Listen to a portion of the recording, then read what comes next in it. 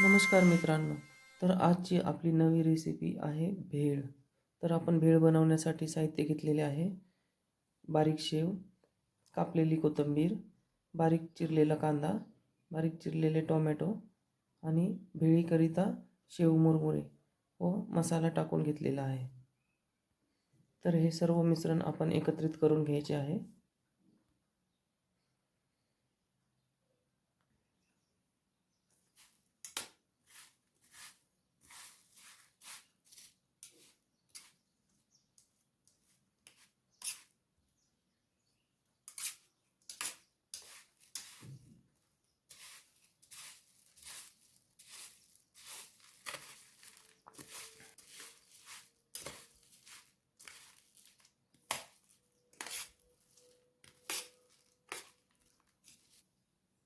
सर्व मिश्रण आता एकत्रित करून घेतलेलं आहे.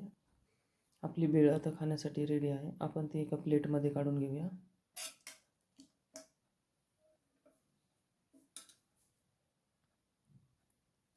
अशा प्रकारे आपली चवदार भेळ खाण्यासाठी तयार झालेली आहे.